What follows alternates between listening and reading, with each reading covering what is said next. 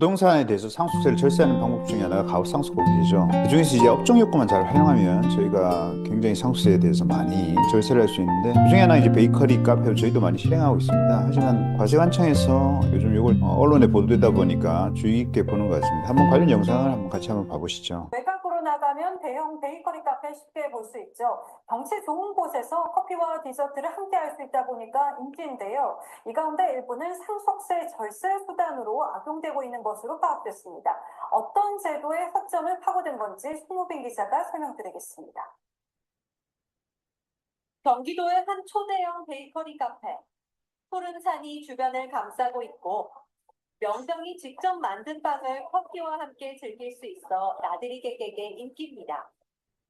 똑같은 빵이라고 해도 이렇게 날씨 좋아서 이렇게 야외를 보면서 먹는 거는 아무래도 좀 맛이 한 두 배나 세 배? 전국에 이런 대형 베이커리 카페는 2년 새 2배가 넘게 늘어 100곳을 넘어섰습니다. 그런데 이 가운데 일부는 자산가들의 상속세 절세 통로로 악용되고 있다는 지적이 잇따르고 있습니다. 구멍이 뚫린 제도는 가업승계 지원제도. 정부는 가업 상속을 장려하기 위해 연매출 5천억 원 이하 기업을 자녀에게 물려줄 때 최대 600억 원까지 상속세를 면제해주고 있습니다. 예, 사실 좋은 절세 방안이죠. 우리가 이제 부동산으로 치면 상속세가 잘못하면 절반 정도 날아가 버리니까 가압상속공제 대상 업종을 짠 다음에 거기에 대해서 이제 가압상속공제를 통해서 물려주면 세금을 뭐 600억을 한도로 해서 거의 100% 우리가 차감할 수 있으니까 아주 이 적절한 플랜입니다. 근데 이제 언론에서 떠들어대면 과세관청에서도 이제 손을 볼 수밖에 없고, 근데 손을 보더라도 기존에 했던 사람들까지 건드리지는 못합니다. 그러면 다른 쪽을 향해서 우리가 또 업종을 다른 데로 가거나 해야 되겠죠. 그래서 이제 우리가 세법이 개정되더라도 부칙이라는 것이 있기 때문에 그 전에 납세 의무자의 권리 의무를 침해할 수는 없습니다. 한번 이 부분에 대해서 이제 제가 법령을 보면서 한번 설명을 드려보면 어, 다음과 같습니다.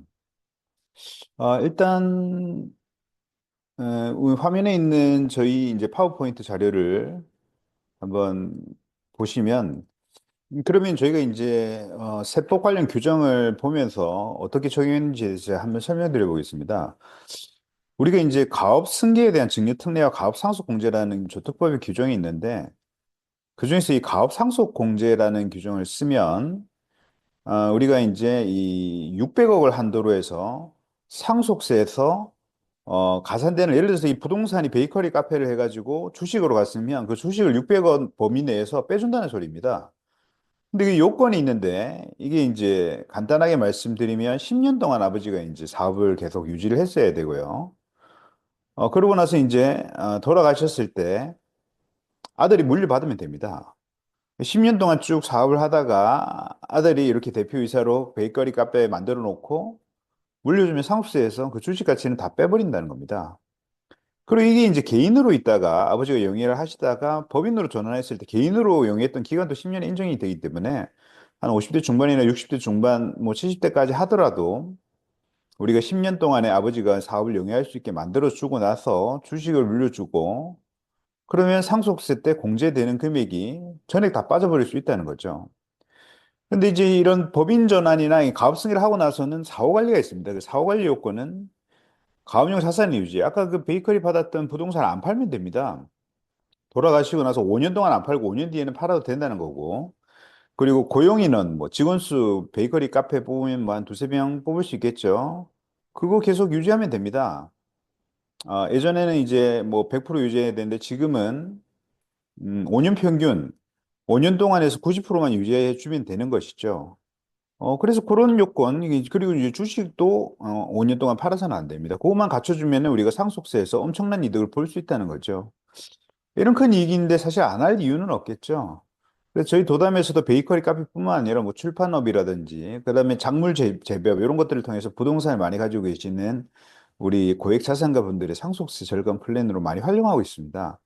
일부 컨설턴트들은 이런 것들을 고액의 이제 피해를 받고 나서 사후 관리나 이런 것들을 안 해주다 보니까 나중에 사고가 많이 발생하는데 저희 새누리기 도담에서는 기장을 하기 때문에 하면서 제가 매년마다 이제 결산 보고를 보고 우리 사장님과 인터뷰를 하면서 거기에 대한 부분을 끝까지 상속까지 챙겨드립니다. 그래서 걱정 없이 하실 수 있으니까 그런 상속 플랜을 고민하고 계신다면 저희 세미계 도담의 김정환 세무사를 찾아주시면은 정확하고 확실하게 절차할 수 있도록 도와드리도록 하겠습니다.